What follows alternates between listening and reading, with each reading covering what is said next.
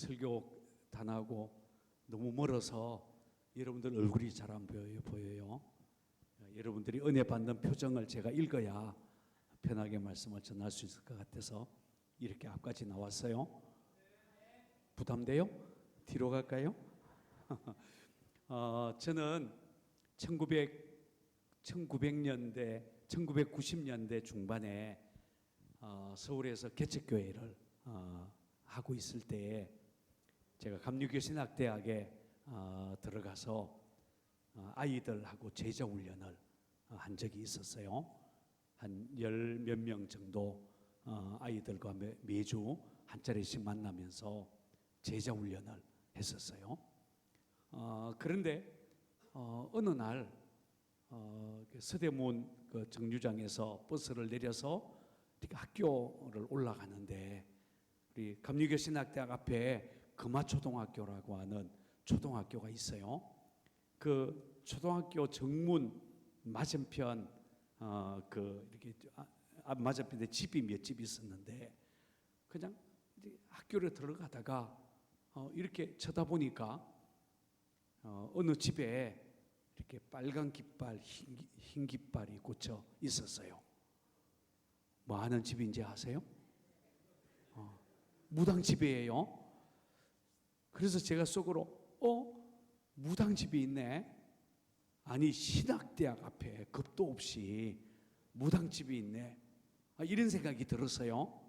그래서 이제 학교 들어가서 제자훈련을 하면서 아이들한테 내가 오늘 학교 올라오면서 학교 정문 앞에 무당집이 있더라 이렇게 이야기를 꺼냈더니 아이들이 목사님 무당집 많아요. 우리 신학교 주변에 이 냉천동에 무당집이 많이 있어요. 그래서 제가 그러면 한번 몇 집이 있는지 세어봐라 이렇게 제가 임무를 줬어요.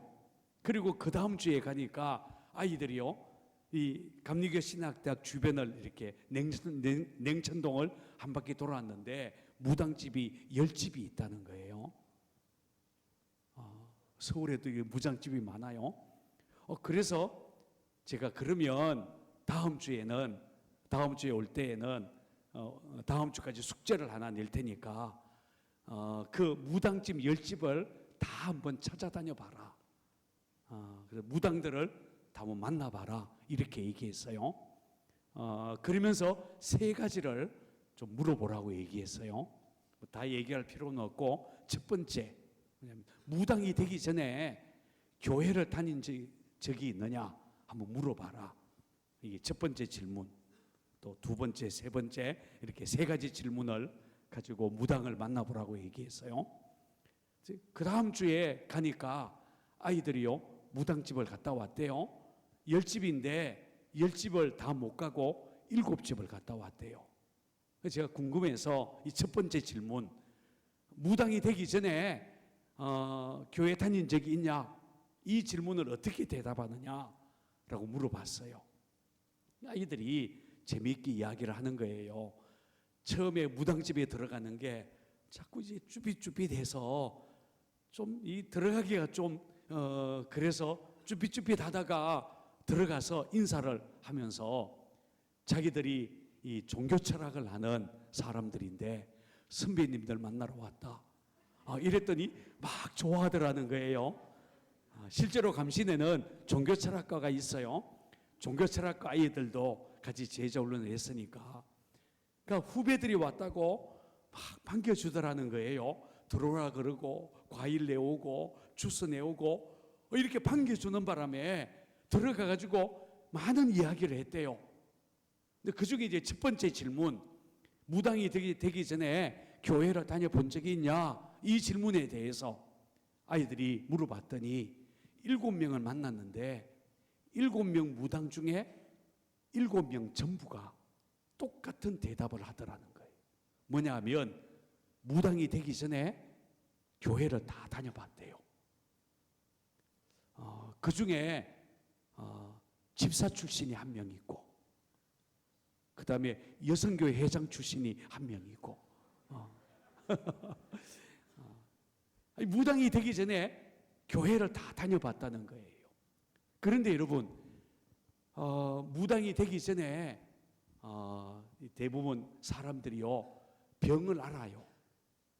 예를 들면 나는 너무너무 행복한데 무당이나 해볼까? 이런 사람이 있을까요? 아무도 없어요. 무당이 되기 전에 심각한 문제가 와요. 흔히 이제 아프죠.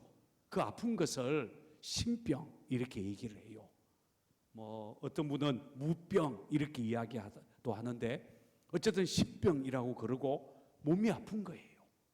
꿈을 꾸면 호랑이가 나타나고 죽은 조상이 나타나고 그 이튿날 아침에 온몸이 아파서 견딜 수 없고 병원에 가도 원인을 모르고 그렇게 앓고 힘들어하다가 자기의 문제를 해결해 보고 싶어서 교회를 왔다는 거예요.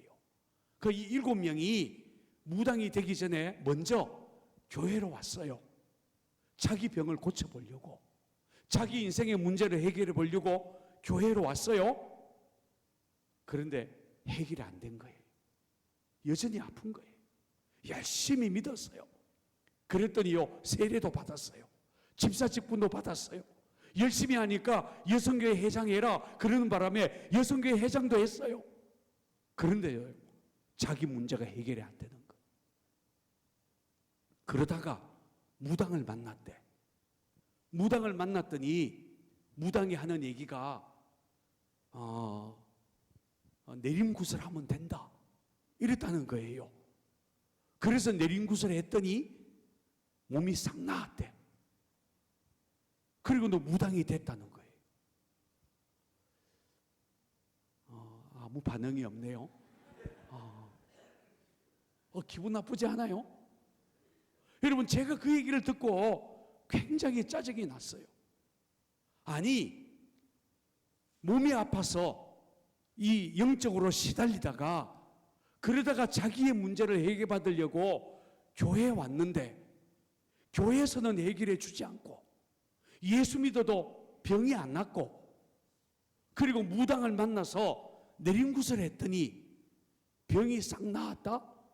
그래서 무당이 됐다? 여러분 이상하지 않아요? 아니 예수 믿는 게 귀신 섬기는 것보다 못한 거예요? 아니 좀 반응을 좀 보여봐요. 아니 뭐라도 이렇게 이상하잖아요. 교회 나오는데 해결이 안 되고 무당 만났는데 해결됐다. 이게 말이 안 되잖아요. 그런데 제가 그 얘기를 듣고 한국교회가 왜 이렇게 되었는가라는 것을 깊이 고민을 했어요. 그러면서 제가 마음속에 깊이 생각한 게 뭐냐 하면 오늘날 교회가 모르겠어요 지금은. 어쨌든 그 90년대 그때의 교회가 복음을 제대로 말하지 않는 거예요. 복음을 대강 이야기를 하는 거죠. 여러분 예수를 믿고 인생의 답을 얻고 구원의 확신을 누리고 천국을 누리고 하나님의 능력을 경험하고 이래야 당연한데 사람들이 교회를 나왔는데 교회에 나와서 복음이 무엇인지를 모른다는 거예요. 하나님을 만나는 경험을 못했다는 거예요. 진짜 예수를 못 만났다는 거예요. 교회가 복음을 잘 말하지 않는다는 거죠. 참 죄송해요. 그러나 아주 솔직하게 한번 얘기를 해보십시다. 여러분 연희교회에 한 사람이 하나님 만나고 싶어서 예수 믿고 구원받고 싶어서 자기 인생의 문제를 해결받고 싶어서 교회에 왔어요. 근데 교회에 왔을 때에 여러분 연희교회에 몇 번 정도 나오면 예수님을 만날까요? 연희교회에 몇 번 정도 나오면 구원이 무엇인지 알고 이래서 예수 믿는 거구나. 예수를 믿으니까 내 인생의 문제가 이렇게 해결됐다. 정말로 예수님이 구원자가 맞다. 정말 하나님이 살아계신다. 여러분 그 복음을 성경이 말하려고 하는 그 복음을 연희교회는 몇 번 정도 오면 알 수 있을까요? 역시 대답을 안 하시는군요. 가만히 보면 복음을 잘 얘기를 안 한다는 거예요. 물론 목사님들이 설교하면서 예수님 얘기도 하고 복음을 이야기해요. 그런데 한 사람이 교회에 왔을 때에 왜 예수를 믿어야 되며, 예수가 누구며, 우리가 얻은 구원이 어떤 것이며, 구원의 축복이 어떤 것이며, 믿음의 삶이 어떤 것이며, 우리가 하나님을 믿을 때에 하나님은 우리를 어떻게 만나 주시며, 여러분, 이런 신앙의 본질적인 부분, 복음의 그 본질에 대해서, 복음의 핵심에 대해서 교회가 잘 말하지 않는다는 거예요. 그러다 보니까 예수 믿고 구원받고 싶은데, 자기 인생에 문제가 있어서 이 문제를 해결받고 싶은데, 교회 와도 자기 인생의 문제가 해결될 수 있는 길, 하나님 만나는 길, 예수가 누구인지, 예수 믿는 것이 어떤 것인지 그것을 제대로 말해주지 않더라는 거예요. 그러니까 교회를 다녀도 문제가 해결되지 않은 거예요. 물론 무당 만나면 무당이 복음이냐? 그건 아니에요. 나중에 조금 이따가 제가 무당 얘기를 한 번 더 할지 몰라요. 어쨌든 교회가 복음을 제대로 말하지 않는다는 거예요. 오늘 우리가 읽은 고린도전서 1장 18절 말씀은 사도 바울이 뭐라고 말하는가 하면, 십자가의 도가 멸망하는 자들에게는 어리석은 것이지만 구원을 얻은 우리에게는 뭐라 그랬죠? 하나님의 능력이다, 이렇게 말하고 있어요. 자, 한번 따라해 볼까요? 복음이 능력이다.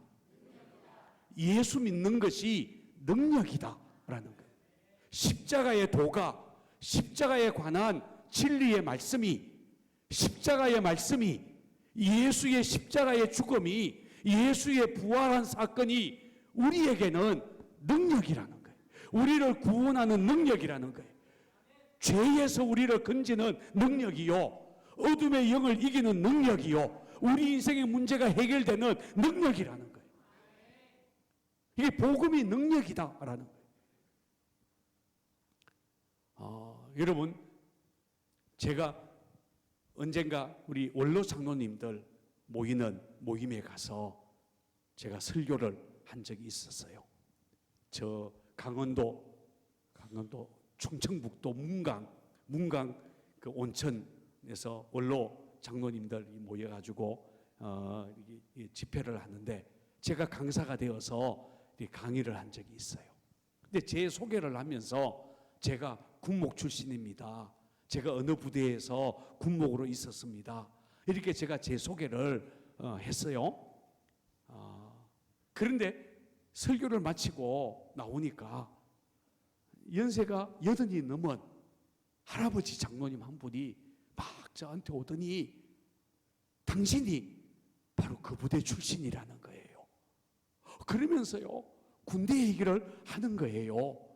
80이 넘은 이 할아버지, 이 장로님이요, 벌써 10년 전도 더 된 이야기였으니까, 이분이요 6.25 이 전쟁이 일어났을 때에, 그때에 이 군대 들어가서 그 부대에서 북한군과 싸운 이야기며, 그 부대에서 어떤 일을 하며, 이런 군대 얘기를 막 하는데, 이 80이 넘은 할아버지가 흥분을 해가지고 막 얼굴이 시뻘게 지면서요, 막 숨을 몰아쉬면서 막 군대 얘기를 하는 거예요. 흥분해서. 제가 옆에서 듣다가요, 아이 장모님 진정하세요, 제가 그랬어요. 아니 80 넘은 할아버지가 군대 얘기를 하는데 막 흥분을 하는 거예요. 여러분, 제가 그거 보면서 그런 생각을 했어요. 야, 군대 이야기가 대단하다. 80이 넘은 할아버지도 흥분시키는 게 군대 이야기인 거예요. 그런데 솔직하게 얘기해서 군대 생활 몇 년 했어요? 몇 년 했죠, 군대 생활? 3년 했어요. 요즘에는 2년도 채 안 해요. 그런데 써먹기는 언제까지 써먹어요? 이상하잖아요. 남자들이요, 군대 갔다 오는 것이 3년도 안 돼요. 그러면서요, 술자리에 앉아가지고 군대 얘기를 하는 걸 들으면 밤이 새도록 군대 얘기해. 군대 얘기는요, 지칠 줄을 몰라.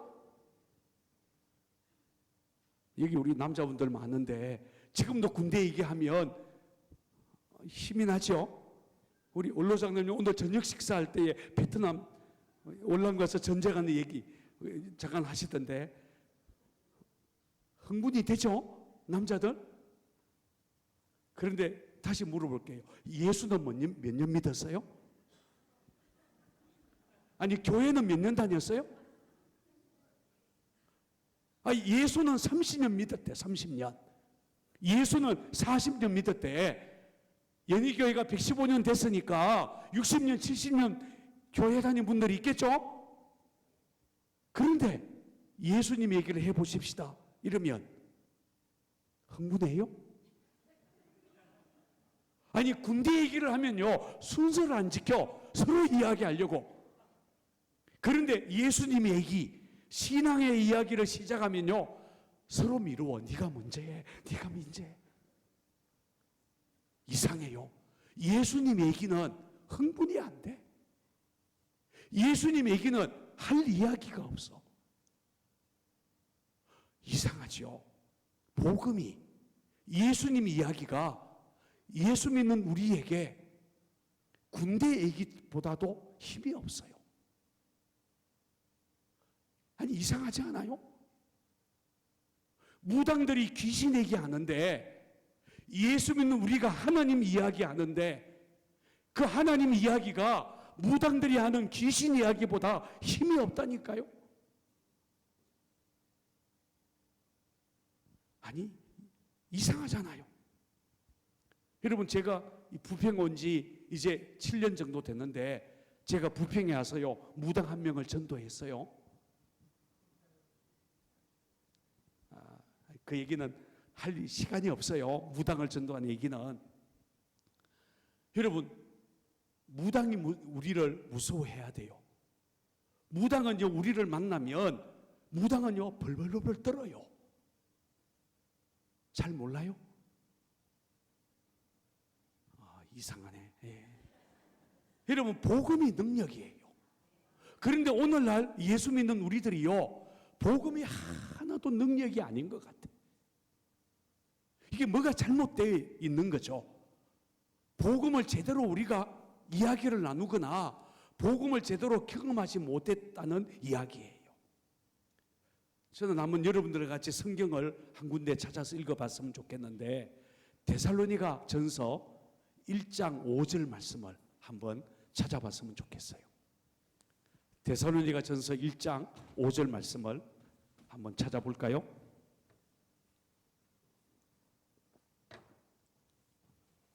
데살로니가 전서 1장 5절 말씀이에요. 같이 한번 이 부분을 읽어봤으면 좋겠습니다. 같이 읽습니다. 시작. 이는 우리 복음이 너희에게 말로만 이른 것이 아니라 또한 능력과 성령과 큰 확신으로 된 것임이라. 우리가 너희 가운데서 너희를 위하여 어떤 사람이 된 것은 너희가 아는 바와 같으니라. 자, 여기 보면 데살로니가라고 하는 지역에 사도 바울이 들어가서 복음을 전했어요. 그런데 데살로니가 교인들이 바울이 전하는 복음을 들을 때에 여러분, 말로만 들은 게 아니라 이 복음이 그들에게 어떻게 임했는가 하면, 들려졌는가 하면 능력과 성령과 큰 확신으로 복음이 너희에게 이르렀다, 이렇게 말을 해요. 자, 그렇다면 여기에 우리가 복음을 듣는데 복음이 나한테 올 때에, 내가 복음을 들을 때에 복음이 나한테 들려지는 것이 두 가지 방법이 있다는 거예요. 두 가지 길이 있다는 거예요. 복음이 나한테 들려지는데 첫째는 그 복음이 말로만 들릴 수 있어요. 뭐로만 들린다고요? 복음이요 말로만 나에게 이르는 거예요. 복음이요 나한테 오는데 말로만 들려졌어요. 말로만 들었기 때문에 복음에 대해서 알기는 알아요. 듣기는 들었어요. 그런데 말로만 들었어요. 복음이 지식이에요. 아는 거예요. 그런데 복음을 지식으로 아는 것 정도로는 복음이요 아무것도 아니에요. 그렇게 말로만 듣고 예수를 믿었어요. 이 사람의 신앙을 우리는 명목적인 신앙이라고 얘기해요. 교회는 다니는데 복음이 능력은 아니야. 알기는 알아.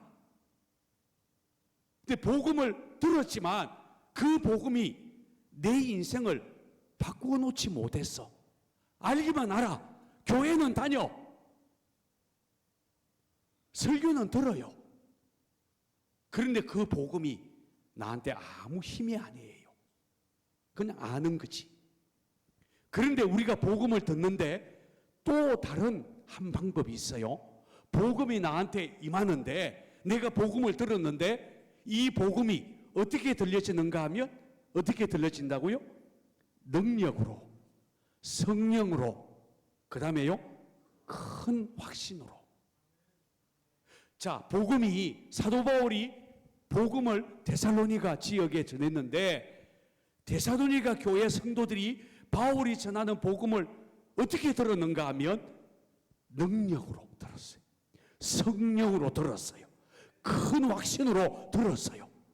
복음이 데살로니가 교회 성도들에게는 능력이 됐다는 거예요. 복음을 들을 때에 성령님이 역사했다는 거예요. 복음이 그들에게 큰 확신을 주었다는 거예요. 그러자 이 복음 때문에 데살로니가 교회 성도들이요 변화되기 시작하는 거예요. 그들의 믿음이 달라졌어요. 믿음의 역사가 나타난 거예요. 사랑의 수고가 일어나고 소망의 인내를 하게 되고 믿음의 역사가 일어났다는 거예요. 우리 연예교회 성도님들에게는 어떤지 모르겠어요. 여러분들에게는 복음이 능력입니까? 능력이 되기를 바라요. 여러분, 저는 종교교회에서 부목사 생활을 하다가 서울 종교교회에서 부목사 생활을 하다가 개척교회를 했어요. 저 중랑구 면목일동, 명목동, 망우동, 상봉동 요 세 동네가 만나는 상봉터미널이 있는 그 근방에서 교회를 처음 개척을 했어요.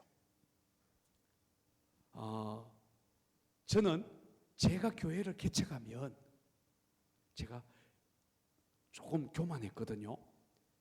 제가 교회를 개척하면 막 금방 교회가 부흥할 줄 알았어요. 나처럼 설교 잘하는 목사가 교회를 개척하면 막 금방 100명이 모이고 200명이 모이고 막 500명이 모이고 교회 개척하면서 교회를 어떻게 지을까 이 생각을 했다니까요. 아무도 웃지 않아요. 저는요 그렇게 교만했었어요. 그런데 여러분, 제가 7월 첫주에 이제 교회를 개척을 시작하고 8월 말에 8월 마지막 주에 창립 예배를 드렸어요. 교회 설립 예배, 창립 예배를 드렸어요. 그런데 교회 설립 예배를 딱 드리고 나서 어느 날 이 교회 이렇게 지하실, 그 지하 40층을 빌린 거예요. 지하 40평, 보증금 1,000만 원, 월세 40만 원 이렇게 해가지고 교회를 개척했는데 어느 날 지하실에서 딱 나와서 도로 옆에 딱 서는데 저쪽에 보니까 금남교회가 보이네. 바로 가까이 얼마 떨어지지 않아서요 금남교회가 있었어요. 여러분, 금남교회 아세요? 그때요 금남교회가 8만 명 모인다고 큰 소리 치던 때였어요. 김홍동 목사님 얼마나 유명하신 목사님이에요. 그런데요 금남교회가 딱 보이는데 제가요 조금도 안 놀랐어요.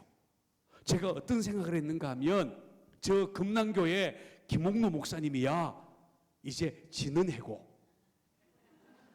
나는 떠는 해고. 알아요. 비웃는 웃음인 줄 알고 있어요.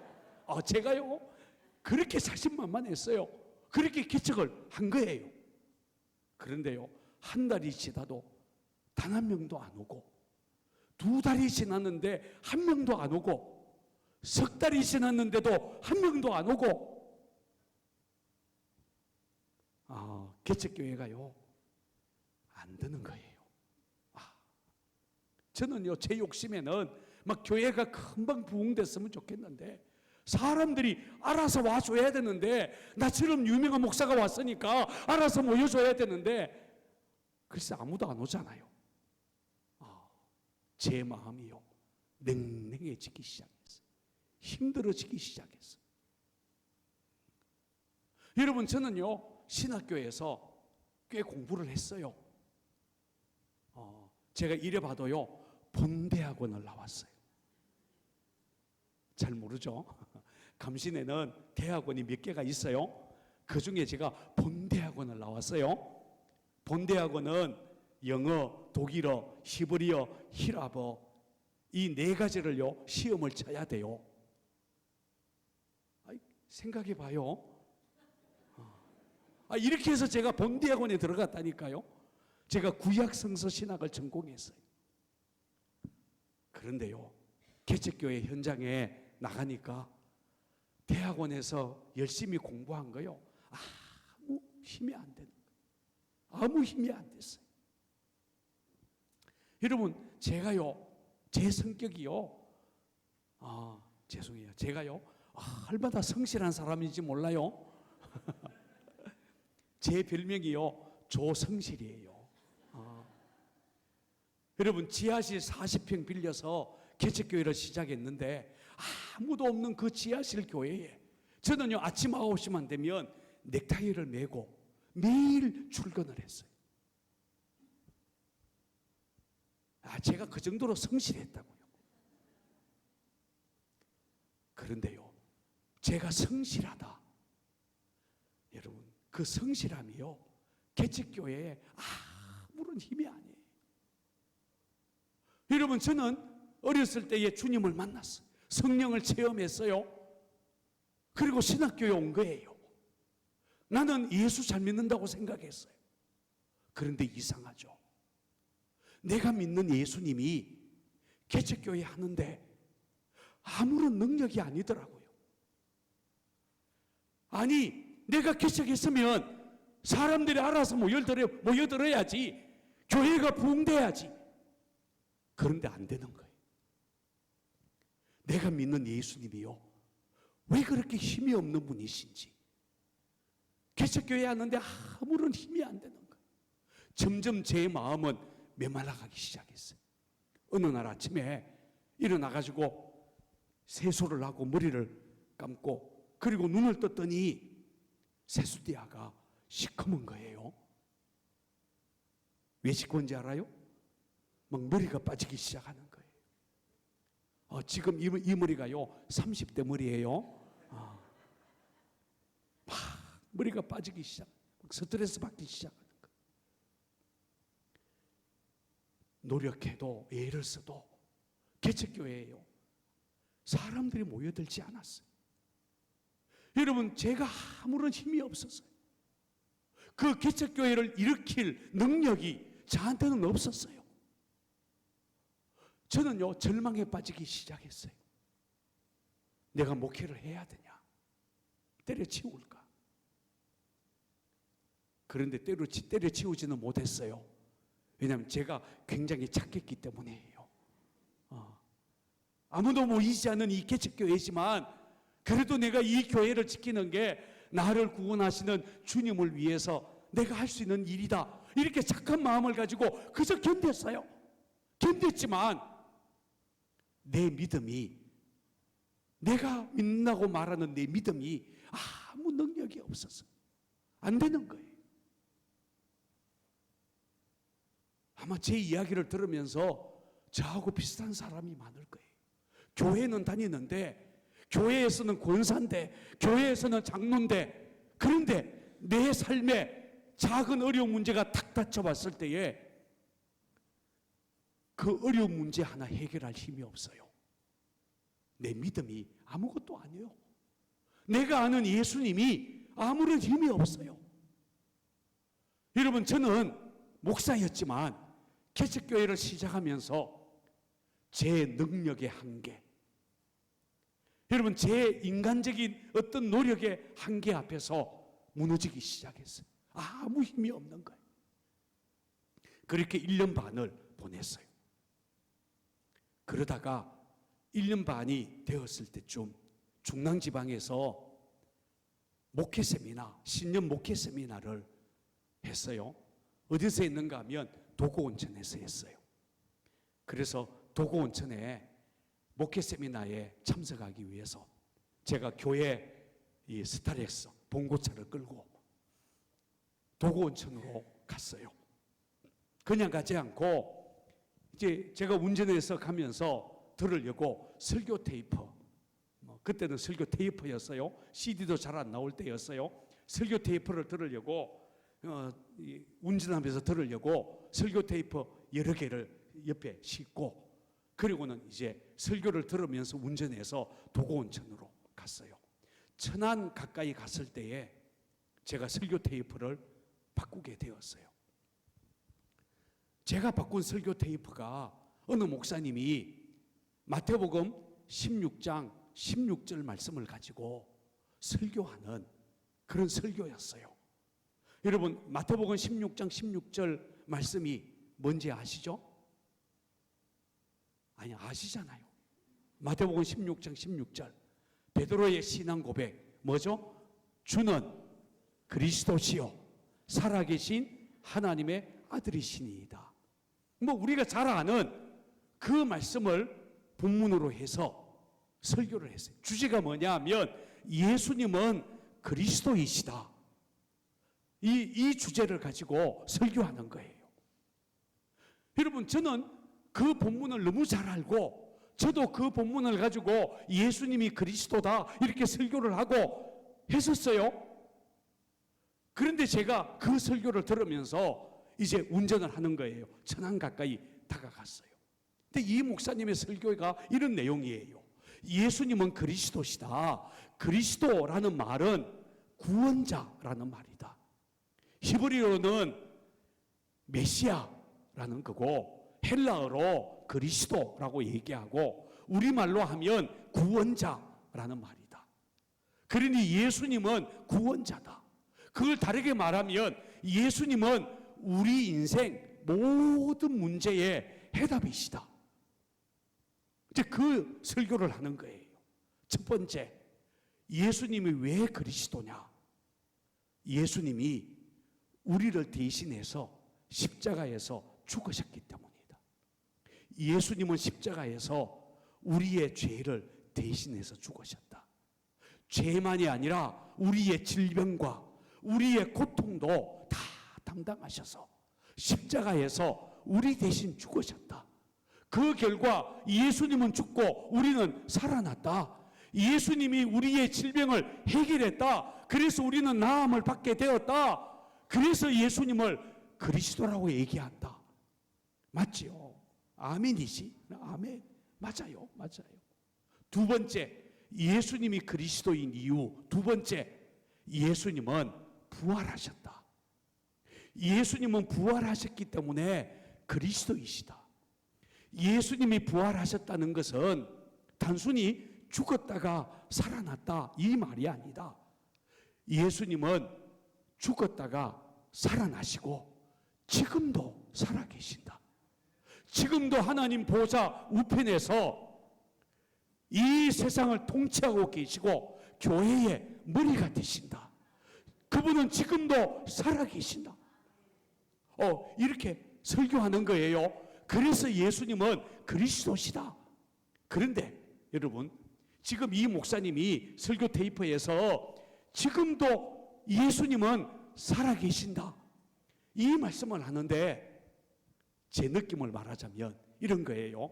저는 지금 운전을 하면서 설교를 듣는 거예요. 그런데 귀로 듣는 이 설교 말씀이요, 제 느낌으로 말하자면 제 속, 제 내면, 제 속에 잠자고 있는 영을, 제 영을 귀로 듣는 이 하나님의 말씀이 툭 치는 것 같았어요.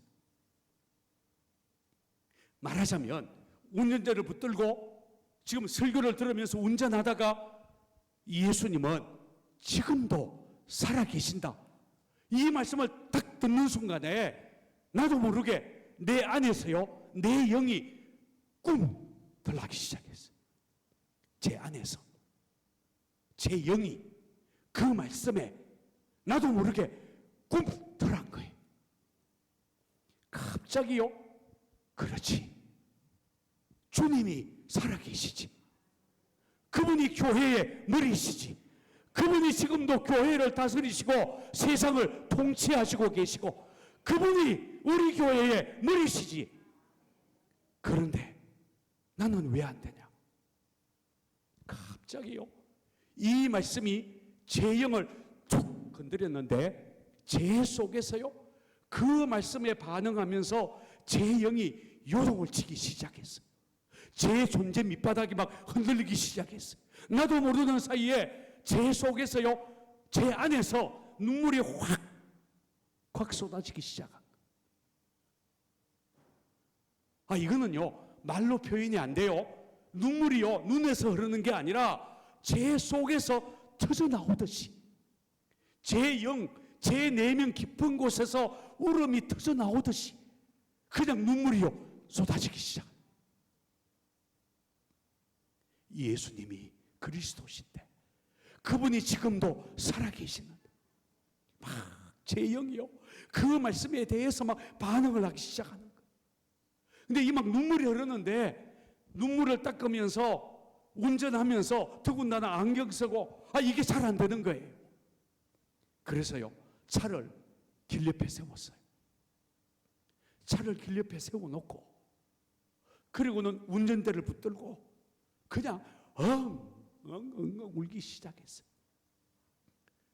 제가 절제가 안 되는 울음인 거예요. 설교 테이프는 계속 돌아갔어요. 세 번째, 예수님이 그리스도인 이유, 부활하신 예수님은 성령으로 지금 우리 안에, 내 안에 계신다. 그래서 우리는 예수 이름으로 기도하면 기도가 응답을 받고, 예수 이름으로 기도하면 병자가 낫고, 예수 이름으로 기도하면 귀신이 떠나가고, 예수 이름으로 명령하면 기적이 일어나고. 아니, 예수님이 성령으로 우리 안에, 내 안에 계신다. 그래서 예수님은 그리스도이시다. 지금 이렇게 설교하는 거예요. 설교가 끝났어요. 다시 처음으로 돌아가요. 이 테이프가 원래 다시 되돌아가서 들리게 돼 있었잖아요. 저는요, 그 설교를 들으면서 계속 울기 시작했어요. 엉엉 울기 시작했어요. 막 제 영이 말씀에 부딪히면서 어쩔 줄 몰라 했어요. 마치 죽은 영이 살아나는 것 같고, 잠자던 영혼이 깨어나는 것 같고, 잃어버렸던 예수를 다시 마음속에 찾기 시작한 거죠. 그런데 막 울음이 터져서 울다가 어느 순간에 울음이 그치고, 이번에는 어떤 일이 벌어지는가 하면 속에서부터, 제 속에서부터요, 막 기쁨이 솟아나는데, 막 내 영이 제 안에서요 기뻐지기 시작하는데, 아니 이 기쁨도 주체가 안 되는 거예요. 막 기뻐서 막 어쩔 줄을 모르겠는 거예요.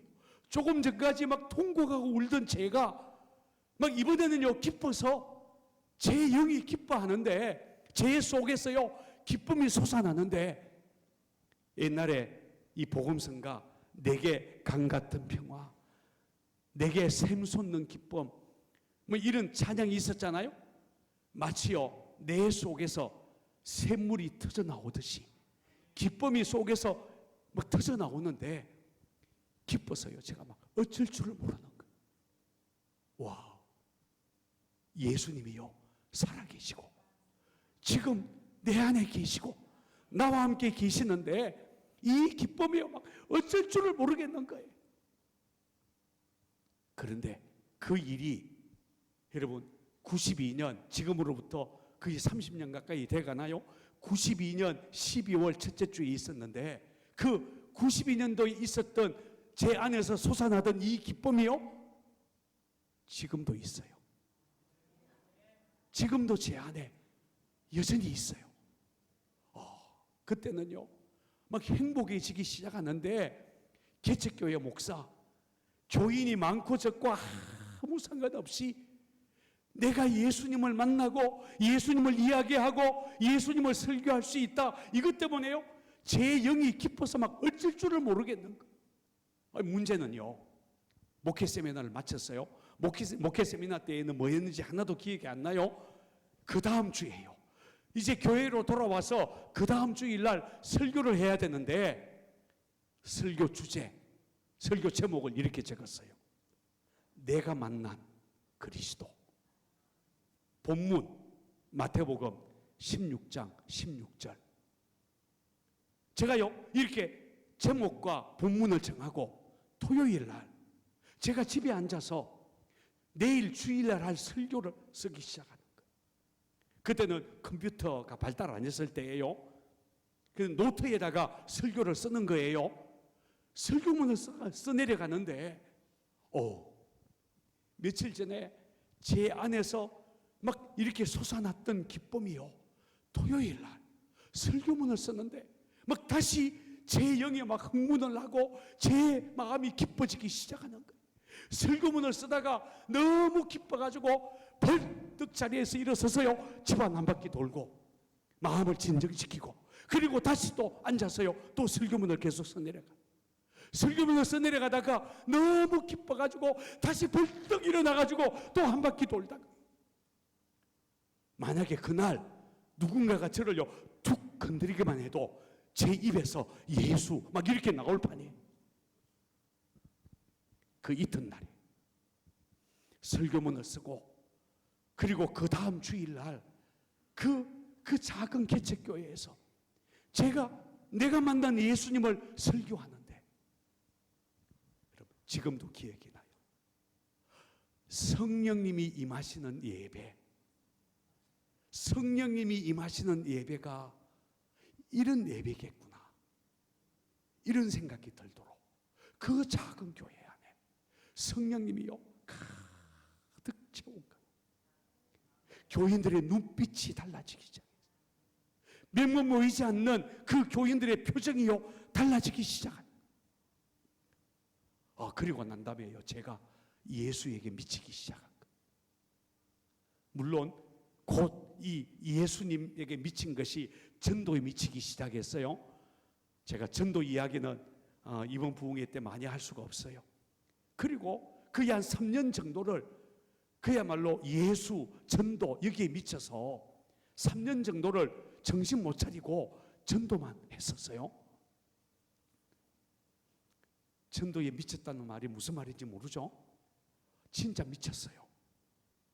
제가 한 3년 정도를 서울 시내 저 동쪽에 있는 고려대학부터 시작해서 고려대, 강운대, 건국대, 무슨 서울여대, 서울산업대, 동덕여대, 덕성여대 이런 이 대학 캠퍼스를 다니면서요 막 복음을 전하기 시작했고 병원이란 병원을 다니기 시작하고 학교라는 학교를 다 들어갔어요.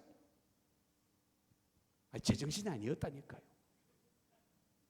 그러면서요 교인들이 모여들기 시작했어요.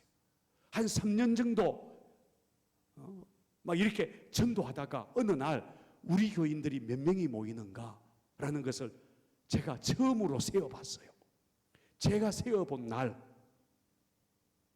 어른들만 170명, 아이들은요 더 많았어요. 180명. 그래서 제가 세어본 그 주에요 출석 인원이 350명이었어요. 그리고 국민일보사에서 며칠 후에 우리 교회를 취재하러 왔어요. 그래서 국민일보사에서요 우리 교회를 취재해 갔어요. 그리고 국민일보 신문에 났어요. 우리 교회가 서울에서 개척해서 3년 만에 출석교인 350명을 만들다. 가로 열고, 그것도 금남교회 옆에서 가로 닫고. 지금도요 그때를 생각하면 가슴이 뛰어요. 제가 요즘에 그때 했던 설교가 그리워져서 제가 그 시절에 어떤 설교를 했는가 옛날 설교문을 제가 읽어볼 때가 있어요. 그런데 그 92년 말 93년 초 요때 설교 노트가요 싹 없어졌어요. 후배들이 와서 다 뺏어갔어요. 제 서재를 뒤져가지고 선배님이 그 시절에 어떻게 하나님을 예수님을 경험하고 어떤 설교를 하고 어떻게 부흥을 경험했는가 그 설교문을요 다 뺏어갔어요. 막 다시 모으고 싶어요. 어쨌든 그 시절 제 영이요 막 감격에 쌓여서 복음의 능력에 붙들려서요 제가 설교하고 전도하기 시작했어요. 복음이 저한테 능력이 됐다는 거예요. 자, 그러면 여러분 복음이 뭐죠? 복음이 능력이 되려면 복음이 무엇인가? 우리가 대답을 해야 돼요. 복음이 뭐죠? 복음이라고 하는 그 말의 뜻은 헬라어로는 유앙겔리온, 기쁜 소식이라는 뜻이에요. 물론 예수님 당시에 유앙겔리온, 기쁜 소식은 전쟁에 이겼다라는 소식이에요.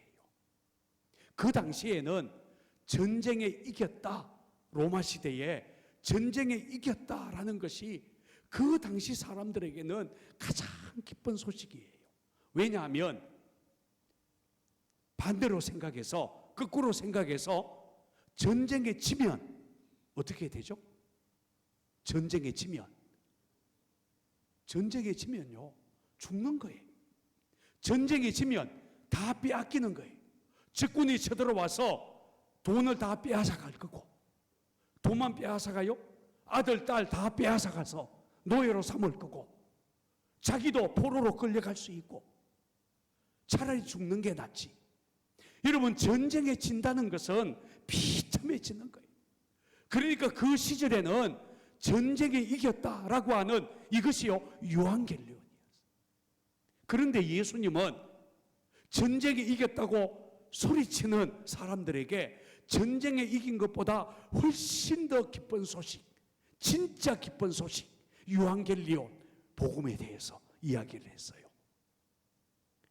여러분, 마태복음, 마가복음, 누가복음, 요한복음, 이 성경의 복음서는 이 세상 우리들에게, 우리 세상 사람들에게 복음이 무엇인가 라고 하는 그 복음을 우리에게 들려주기 위해서 쓰여진 책이에요.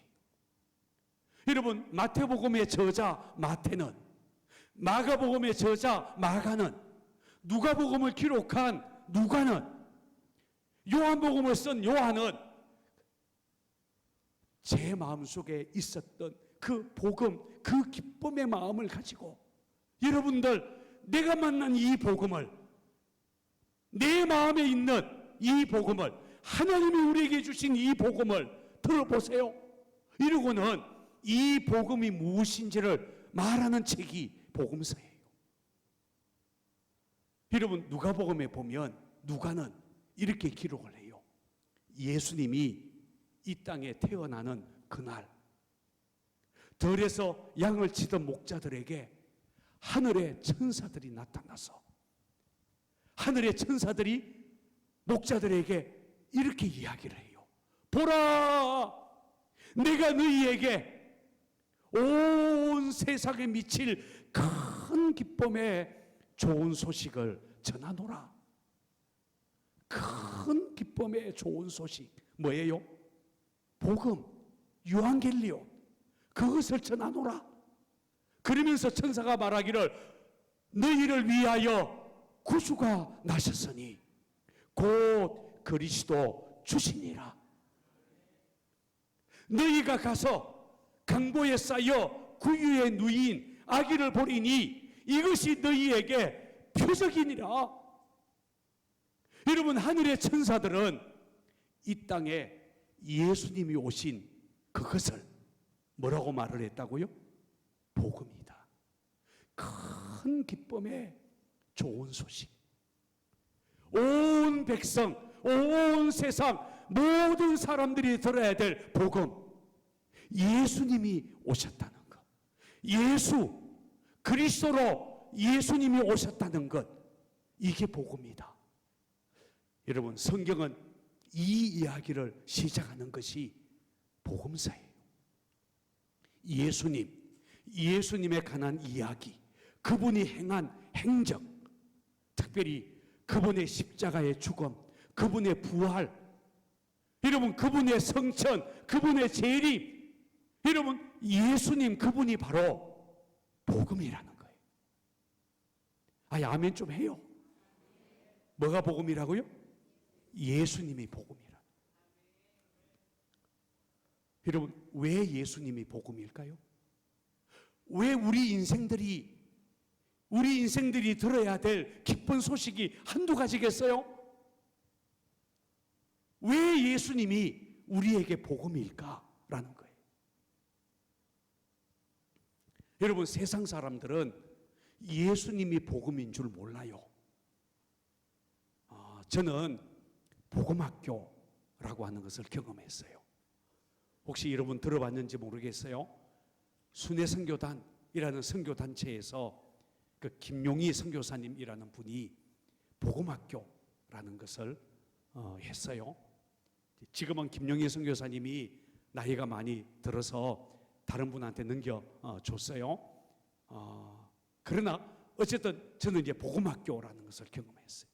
이제 그때에 이 김용희 선교사님이 복음에 대해서 이야기하면서 세상 사람들은 복음을 다른 것이라고 얘기한다 이러면서 복음에 대한 이야기를 아주 재미있게 표현했어요. 두 가지로 세상 사람들이 말하는 복음을 얘기했어요. 한번 따라해 볼까요? 소원 성취형 복음. 이것은 제가 쓰는 용어가 아니라 김용희 선교사님이라는 분이 쓰는 용어예요. 제가 그것을 그대로 인용하는 거예요. 한 번 더 따라해 볼까요?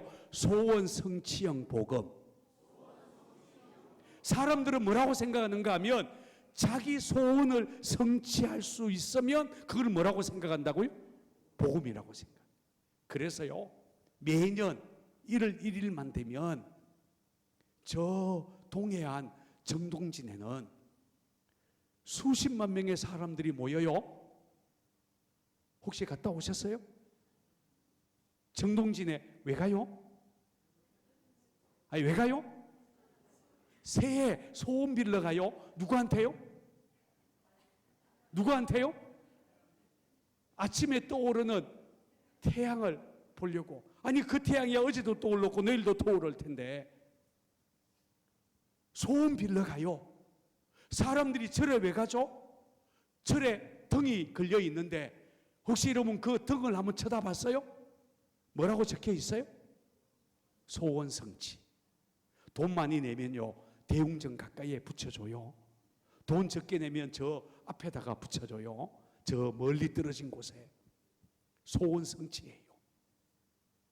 그래서 제가요 정동지에 간 사람 옆구리를 찔러서 그러면 저 태양한테 소원 빌면 태양이 소원 들어줄 것 같아요? 뭐라고 대답할까요? 태양이 소원 들어준다고 믿을까요? 안 믿어요. 이 사람들도 태양이라고 생각하지 않아요. 단지 뭘 생각하는가 하면 여기까지 와서 밤을 새워서 내가 소원을 빌었다는 거예요. 태양을 보고 소원을 비는 사람은 산에 올라갈 때에 바위에다가 돌 하나 올려놓으면서 거기다 절하고 돌에다가 소원 빌어요. 그런데요, 그 소원을 비는 것, 소원을 들어주는 것을 복음이라고 생각해요. 또 예수와 믿는 사람들, 세상 사람들이요 무엇을 복음이라고 말하는가 하면 한 가지가 더 있어요. 따라해 볼까요? 문제 해결형 복음. 말이 좀 이상하지만 이게 제가 쓰는 용어가 아니라 김용희 선교사님이 쓰는 용어를 제가 그대로 지금 인용하는 거예요. 한 번 더 따라해 볼까요? 문제 해결형 복음. 자기 인생의 문제를 해결해 주면 복음이라고 생각합니다. 그래서요, 예수 안 믿는 사람들은 자기 문제를 해결해 준다는 곳을 찾아다녀요. 여러분 알고 계세요? 누구를 찾아가죠? 어려운 일만 생기면? 무당을 찾아가요. 점집을 찾아가요. 그런데 여러분, 무당은요, 복음을 말하는 곳이 아니에요. 문제 해결, 소원 성취. 그런데 여러분, 진짜 우리의 문제를 해결해 주시는 분, 진짜 우리의 영혼에 만족을 주시는 분, 내 영혼의 소원, 내 삶의 소원을 이루어 주시는 분이 태양도 아니고 돌도 아니고 나무도 아니고 누구예요? 하나님이에요. 천지를 지으신 전능하신 우리 하나님이에요. 그 하나님이 우리의 문제를 해결하기 위해서, 그 하나님이 우리를 살리기 위해서, 우리의 영혼에 만족을 주기 위해서, 우리의 생명의 양식으로 그 하나님이 이 땅에 보내신 분이 누구예요? 예수님이에요. 하나님께로부터 오신 그분 예수님만이 우리 인생의 복음이라는 거예요. 진짜 복음이 되려면 여러분 일시적이 아니라 영원해야 돼요. 일시적인 소원 성취, 일시적인 문제 해결은 세상에 많아요. 일시적인 것은 가짜 복음이에요. 영원해야 돼요. 부분적이 아니라 근본적이어야 돼요. 상대적이 아니라 절대적이어야 돼요. 그런데 여러분, 영원하고 근본적이고 절대적인 복음이 이 세상에 있을까요? 세상은요, 그런 복음을 말할 수 없어요. 그런데 성경은 그 복음을 얘기해요. 영원한 복음, 예수. 근본적으로 우리 인생을 바꿔놓는 분이 예수. 절대적인 분이 예수.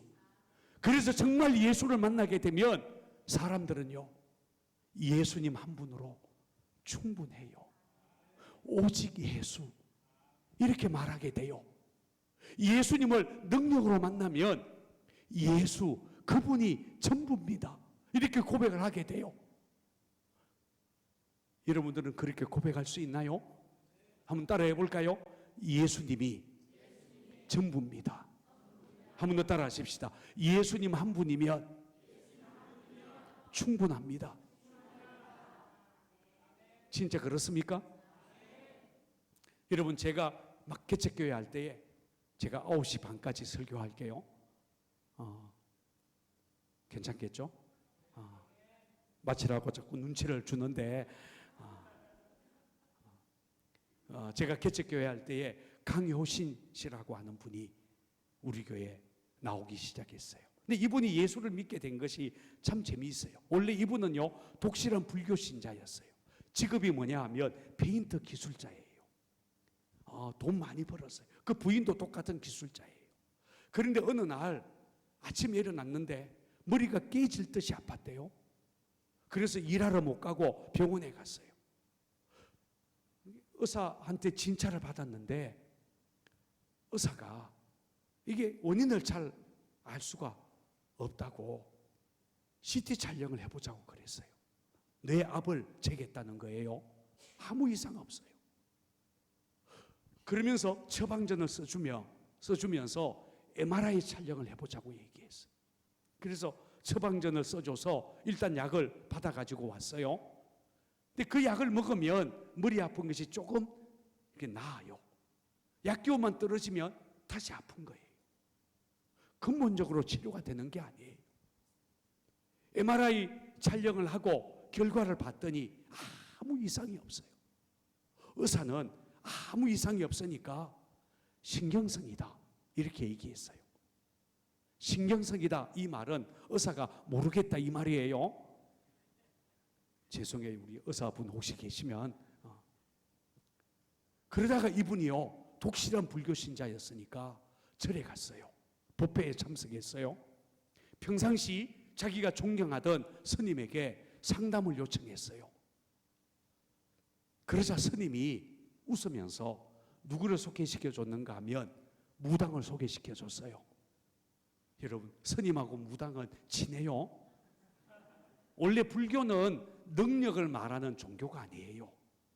그래서 불교는 어느 나라에 전파되든지 그 나라에 토속신앙하고 손을 잡게 돼 있어요. 한국 불교는 한국의 무속신앙과 손을 잡고 있어요. 무당들이요 기도하러 절에 가요. 그리고 내려와서 절표시하고 굿하고 그래요.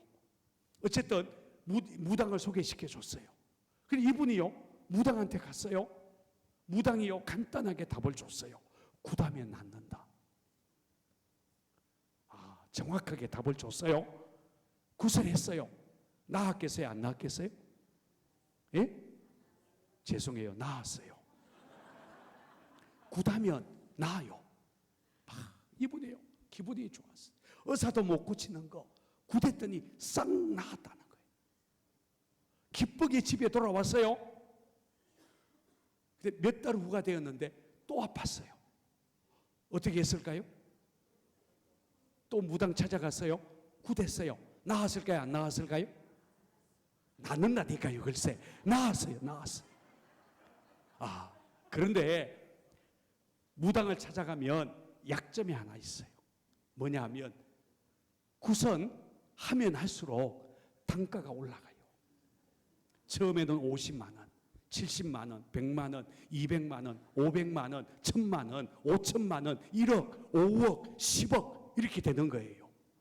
여러분 신문에 무슨 5억짜리 굿 이런 얘기가 나오잖아요.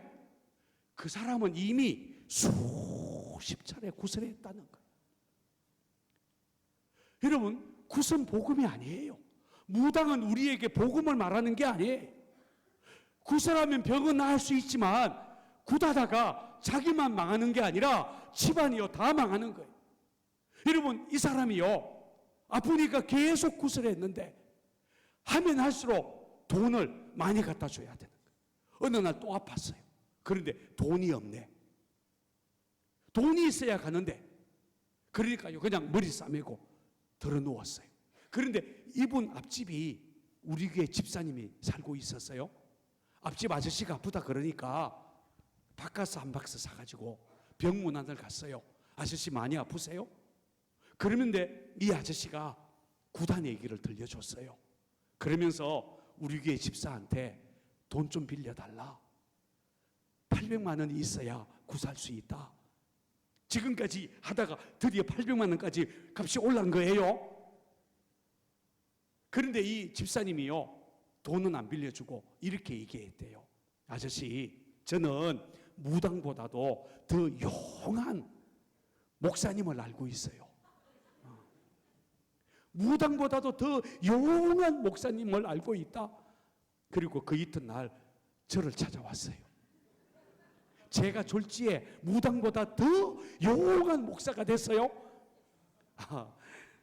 지금도 그때가 생각나요.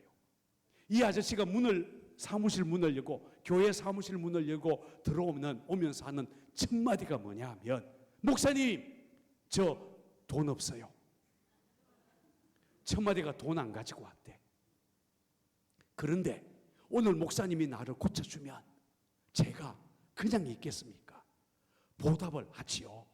오늘부터 교회 앞에 나가서 지나가는 사람들에게 전도해 드릴게요. 무당은 가짜다. 예수가 진짜다. 이렇게 전도할 테니까 나 좀 고쳐주세요. 제가 막 웃었어요. 그러면서 제가요, 아저씨 그럴 필요 없어요. 여기 앉아보세요. 그리고는 제가 성경을 펴서 복음을 얘기했어요. 왜 아저씨가 이런 고통을 당하는지 아냐? 여러분 성경에 우리 인간의 상태, 하나님을 떠나서 죄 때문에 고통당하는 성경 이야기를 했어요. 아저씨가 지금 여기에 빠져 있다. 그런데 여기서 끝나지 않고 아저씨 죽으면 지옥 간다. 그런데 염려하지 마라. 하나님이 세상을 이처럼 사랑하사, 하나님이 아저씨를 이처럼 사랑하사 독생자를 주셨으니 이는 그를 믿는 자마다 멸망하지 않고 영생을 얻게 하려 하심이니라. 요한복음 3장 16절 예수님 이야기를 들려줬어요. 그리고 오늘 아저씨가 예수님을 믿으면 아저씨는 모든 저주에서 해방되고 하나님의 자녀가 되고 아저씨 질병이 끝나고 아저씨는 구원받고. 제가 막 신나게 복음을 얘기했는데 이 아저씨가 물었어요. 목사님, 예수 믿는 거 말고 다른 거 없어요? 제가 없다고 그랬어요. 그랬더니 이분이요, 좀 생각을 해보겠대. 그래서 제가 생각해 보시라 그랬어요. 생각해 보세요. 그리고는 집에 돌아갔어요. 집에 돌아갔는데 생각을 해보니까 두 가지 길밖에 없어요. 하나는 돈 빌려서 어디로 가요?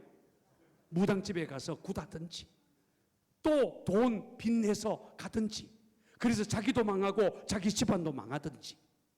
이게 망하는 길이거든. 뻔한 망하는 길이거든. 아니면 예수님을 구원자로 받아들이고 모든 저주에서 해방되고 구원을 얻는 길. 뭘 선택하겠어요? 이 아저씨가 고민하다가 이틀 뒤에 교회에 나왔어요. 오만상을 찌푸리고 머리가 아프니까 수건을 머리에 이렇게 둘러맨 채로 교회에 왔어요. 예배 드렸어요. 예배 드리고 나가면서요, 등록카드를 적어냈어요. 아마 앞집에 있는 집사님이 적어낸 것 같아. 그 등록카드를 적어냈으니 그 이튿날 월요일 날 제가요 등록신방을 갔어요. 이분의 집이 이문동이에요. 옛날 이문동은요 시커먼 동네예요. 삼천리 연탄 그 연탄 제가 날려가지고 시커먼, 어쨌든 시커먼 동네예요. 이 대낮에 들어갔는데 캄캄한 그런 분위기였어요. 문 다 열어놓고 부적 다 떼고 이분은 아파가지고 자리에 누워있고 저하고 제 아내하고 교인들 2-3명 이렇게 갔는데 이분은 누워있고 우리가 뺑 둘러쌌어요. 그리고는 주의 보혈 능력이 또다, 주의 피 믿어 찬송 부르고, 그리고 누워있는 아저씨한테 다시 한번 예수 그리스도 복음 설명을 했어요. 그날 이 아저씨가 일어나서 요에 무릎을 꿇고 앉아서 예수님을 구원자로 받아들였어요. 나았겠어요? 안 나았겠어요? 나았죠. 다시 아팠을까요? 안 아팠을까요? 안 아팠죠. 안 아팠죠. 왜냐하면 그러므로 그리스도 예수 안에 있는 자에게는 결코 정죄함이 없나니 이는 그리스도 예수 안에 있는 생명의 성령의 법이 죄와 사망의 법에서 너를 해방하였습니다. 할렐루야. 그날부터 지금까지 다시 아프지 않은 거예요. 완전히 해방된 거예요. 복음의 능력이에요. 이제 제가 말씀을 정리해야 돼요. 그러면 여러분, 이 복음이 나에게 실제가 되려면, 이 복음이 나에게 진짜 능력이 되려면 어떻게 해야 되냐라는 거예요. 제가 서울에 있는 어느 교회에 가서 부흥회를 했어요. 아주 유명한 성결교회예요. 이름만 얘기해도 이렇게 알 수 있는 교회예요. 그런데 제가 첫째 날 저녁에 오늘 이 시간 제가 지금 설교하는 것처럼 이 복음을 이야기했어요.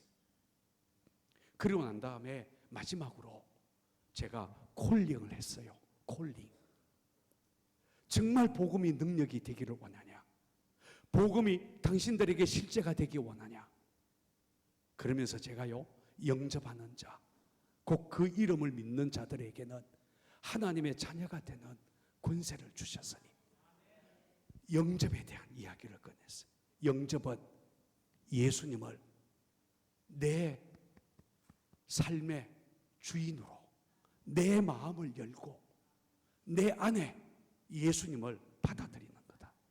예수님이 그리스도 복음이라고 인정하고 하나님의 아들이라고 인정하고, 그리고 그 하나님의 아들을, 그 하나님을 아예 하늘에서 오신 그리스도 복음이신 그분을 내 안에 받아들이고 그분에게 내 인생의 주인의 자리를 내드리는 거다.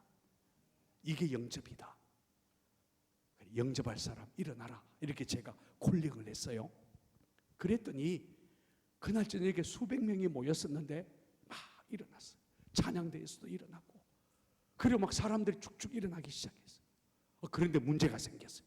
맨 앞줄에 앉아 있었던 장로님들 중에 두 분이요 일어난 거예요. 그러자 옆에 있던 담임 목사님이 당황하기 시작하는 거예요. 아니, 장로님이 일어난 거예요. 그러면 지금까지 예수 안 믿었다는 얘기잖아요. 막 난리가 났어요. 그래서 제가요 다 앉으라 그랬어요. 제가 놀라가지고. 그리고요 이렇게 얘기했어요. 아니, 이미 예수 믿는 사람은 일어나지 말고 한 번 더 예수님에게 내 마음의 문을 열고, 예수님은 내 인생의 구원자입니다. 내 인생의 주인입니다. 내 생명과 내 삶을 예수님에게 드리겠습니다.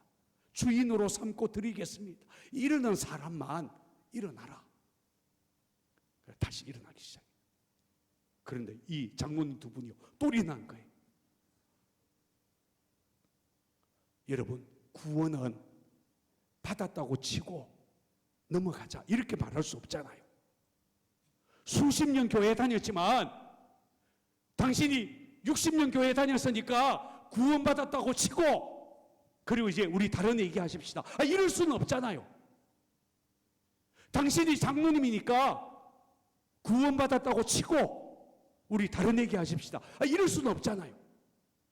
이 두 분 장로님이요 창피함을 무릅쓰고 일어난 거예요. 그리고 눈물을 흘리면서 예수님을 내 마음에, 내 인생의 주인으로, 그리고 내 생명과 내 전 삶을 주님께 드립니다. 이러고는 일어난 거예요. 제가 그날 이후부터 부흥에 가서 절대로 콜링을 안 해요. 오늘 저녁도 안 할 거예요. 그런데 콜링을 제가 안 하겠지만 여러분들이요, 내가 이 교회를 지키기 위해 온 힘을 다했다. 나는 이 연희교회에 수십 년 교회 다녔다. 나는 적어도 이 교회의 핵심 멤버다. 아무리 그래도 혹시 진짜로 예수님을 단 한 번도 영접해보지 못한 사람, 인격적으로 그리고 개인적으로 예수님, 당신은 나의 구원자입니다. 나의 그리스도이십니다. 내 주인입니다. 나는 내 생명을 당신께 드릴 수 있습니다. 이런 기도를 단 한 번도 안 해본 분이 있다면 오늘 밤에 예수님을 영접해야 돼요. 왜냐하면 영접하는 자가 믿는 자이고 그 사람이 하나님의 자녀이기 때문이에요. 성경은 이 구원에 관한 한 정확해요. 단 한 번도 희미하게 말한 적이 없어요. 믿어야 구원받아요. 영접해야 구원받아요. 영접해야 복음이 되는 거예요. 영접해야 복음이 실제가 되는 거예요. 30분이 됐어요. 이제 마칠 거예요. 우리 피아노 반주 좀 해주셨으면 좋겠어요. 여러분, 이제 기도하고 마치려고 합니다. 내일 새벽은 5시까지 오시면 돼요.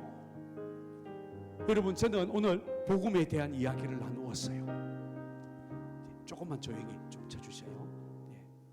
여러분, 저는 개척교회하고 목사였어도 복음이 저한테 능력이 아니었던 때가 있었어요. 왜냐하면 내 안에 주님이 살아계시다는 것, 예수님이 내 안에 계셔서 내 인생의 주인이 되신다는 것, 그것을 제가 인격적으로 개인적으로 정말로 제대로 고백을 해보지 못했기 때문에, 그러다가 저는 예수님을 개인적으로 인격적으로 만났어요. 그분이 저를 찾아와 주셨어요. 제 영혼이 기뻐 뛸 듯이 기뻐서 어쩔 줄 모르고 제 영혼이 그 말씀 앞에 제 존재 밑바닥이 흔들리면서 예수님을 만났어요. 우리 중에 오늘 밤에 그런 일이 일어났으면 좋겠어요. 저는 누군지는 모르지만 혹시 지금까지 교회에 다녔지만 정말로 예수님을 제대로 인격적으로 예수님이 내 그리스도라고 고백하지 못한 분이 있다면 오늘 밤에 좀 고백하면서 기도했으면 좋겠어요. 자, 이 시간에 우리가 기도할 텐데 우리 주여 주여 세 번, 우리가 온 힘을 다해서 우리가 세 번 주의 이름 부르고 우리가 자유롭게 기도하다가 자유롭게 또 마칠 거예요. 그러나 금방 일어나지 말고 여러분 온 힘을 다해서 우리 기도하다가 마치도록 하겠습니다. 우리 주의 이름 세 번 부릅니다. 주여 주여 주여. 오 살아계신 하나님, 이 밤에 우리 가운데 임하여